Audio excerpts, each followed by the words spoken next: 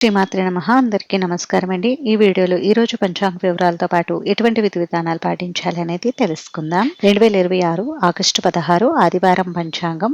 స్వస్తి శ్రీ చాంద్రమాన శ్రీ పరాభవ నామ సంవత్సరం దక్షిణాయనం వర్ష ఋతువు శ్రావణ మాసం శుక్లపక్షం చవితి తిథి. ఈ రోజు సూర్యోదయం ఉదయం 5:46 ఉంది. సూర్యాస్తమయం సాయంత్రం 6:23 ఉంది. చంద్రోదయం ఉదయం 9:07 వరకు ఉంది. చంద్రాస్తమయం రాత్రి 9:10 ఉంది.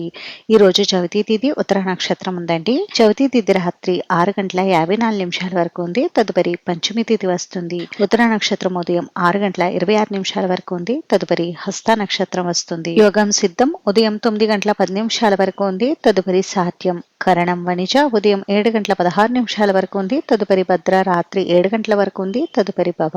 ఇప్పుడు ఈ రోజు ఉన్నటువంటి శుభ సమయాల వివరాలు తెలుసుకుందామండి. బ్రహ్మ ముహూర్తం తెల్లవారుజామున 4:27 నుండి 5:15 వరకు ఉంది. అర్జిత్ ముహూర్తం ఉదయం 11:55 నుండి 12:45 వరకు ఉంది. అమృత కాలం రాత్రి 12:41 నుండి 2:18 వరకు ఉంది. శుభ సమయం ఉదయం 7 గంటల నుండి 9 గంటల వరకు ఉంది.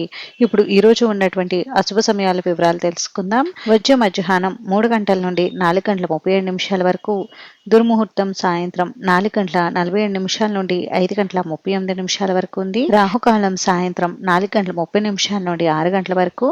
యమగండం మధ్యాహ్నం 12 గంటల నుండి 1:30 వరకు. గుళిక కాలం సాయంత్రం 3:29 నుండి 5:03 వరకు ఉంది. ఇప్పుడు ఈ రోజు ఉన్నటువంటి ముఖ్యమైన పండుగలు విశేషతలు వచ్చేసి ఈ రోజు నాగుల చవితి పర్వదినం, అలాగే దుర్వా గణపతి వ్రతం అయితే ఉన్నాయండి. ఇంక ఈ రోజు మంచి రోజా కాదా అని అంటే ఈ రోజు మంచి రోజేనండి.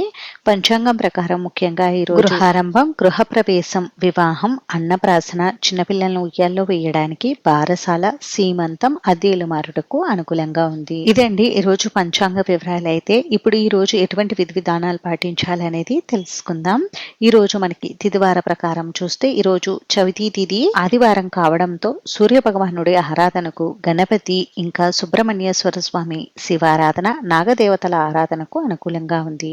ఈ రోజు శ్రావణ శుద్ధ చవితి తిథి కావడంతో నాగుల చవితి పర్వదినం అయితే ఉందండి. నాగుల చవితి రోజు సుబ్రహ్మణ్య ఆరాధన, నాగదేవతల ఆరాధన చేసుకుంటే చాలా మంచిది.